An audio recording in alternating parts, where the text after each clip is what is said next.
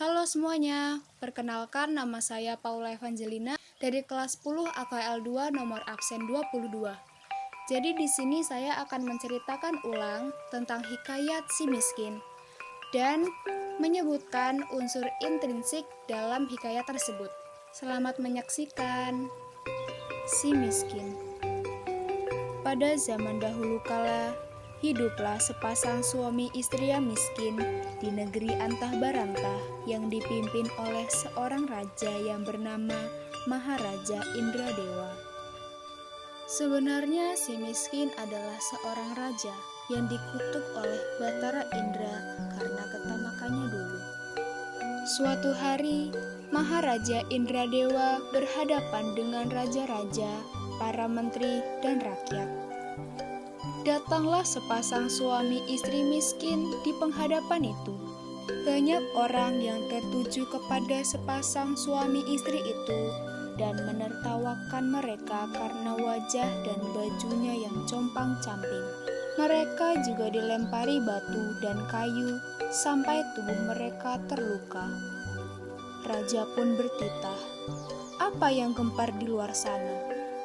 Prajurit pun menjawab, "Ya tuanku, orang-orang melempari batu dan kayu ke si miskin." Maka titah Baginda, "Usir saja mereka jauh-jauh." Dan diusirlah si miskin itu. Hari malam pun tiba. Sang raja pun kembali ke istana dan para menteri serta hulu balang pulang ke rumah masing-masing. Si miskin pergi ke sebuah hutan dan tidur di dalam hutan itu.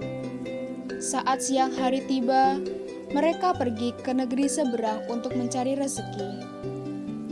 Sampailah mereka di sebuah kampung.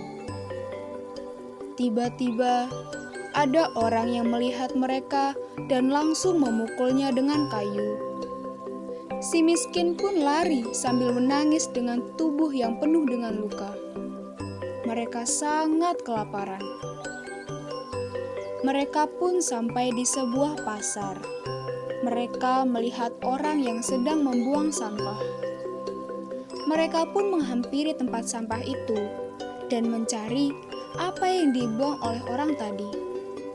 Ternyata mereka menemukan ketupat yang sudah basi dan dimakan olehnya. Tubuhnya pun kembali memiliki energi. Tak lama kemudian, istrinya pun hamil 3 bulan. Sang istri ingin sekali makan buah tempelam yang ditanam di taman milik Raja Indradewa.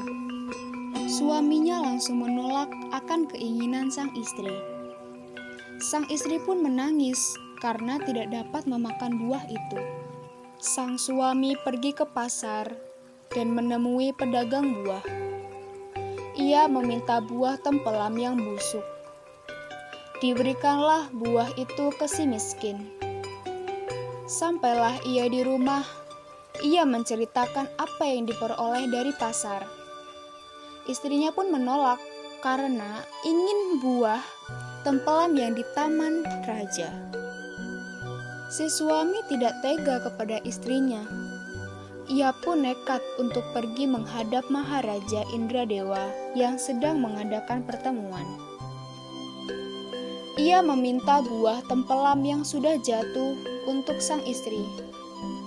Raja pun memberikannya 1 tangkai. Tibalah sang suami di rumah. Sang istri sangat senang karena dapat memakan buah tempelam itu. Akhirnya, sang istri melahirkan seorang anak laki-laki yang bernama Markaromah. Nama anaknya memiliki arti, yaitu anak di dalam kesusahan. Terjadilah hal yang tidak terduga. Pada saat si miskin ingin membangun rumah untuk mereka tinggal, mereka menemukan banyak emas pada saat mereka menggali tanah untuk menancapkan sebuah tiang. Dari cerita tadi, saya akan menyebutkan unsur intrinsik dari hikayat si miskin. Yang pertama adalah tema. Temanya adalah kesabaran keluarga si miskin. Yang kedua adalah alur. Alur yang digunakan pada hikayat ini adalah alur maju, karena menceritakan cerita dari awal sampai cerita akhir tanpa kembali ke masa lalu. Kemudian yang ketiga adalah latar. Yang pertama adalah latar tempat. Ada hutan. Hutan merupakan tempat tinggal si miskin. Dan juga ada pasar. Pasar merupakan tempat si miskin biasa mengemis. Dan yang terakhir adalah istana. Istana merupakan tempat tinggal sang raja. Yang kedua adalah latar suasana. Yang pertama adalah latar suasana bahagia, yaitu si miskin menemukan emas yang cukup banyak dan memuaskan. Latar suasana yang menyedihkan adalah si miskin dilempari batu hingga tubuhnya berdarah dan banyak luka. Yang keempat, ada penokohan. Tokoh yang pertama adalah Maharaja Indradewa. Ia merupakan orang yang penolong, yaitu pada saat ia memberikan buah mempelam pada si miskin. Yang kedua adalah si miskin. Si miskin ini memiliki sifat yang sabar. Meskipun dilempari batu, tetapi ia tidak marah ataupun dendam sama sekali kepada para penduduk. Dan yang ketiga adalah penduduk. Mereka jahat karena menghina dan melempari batu ke si miskin. Hikayat ini memiliki amanat. Amanatnya adalah janganlah kita menghina orang yang tidak punya. Tetapi yang harus kita lakukan adalah membantu mereka sesuai kemampuan yang kita miliki. Sekian yang dapat saya sampaikan mengenai hikayat si miskin. Semoga bermanfaat. Terima kasih.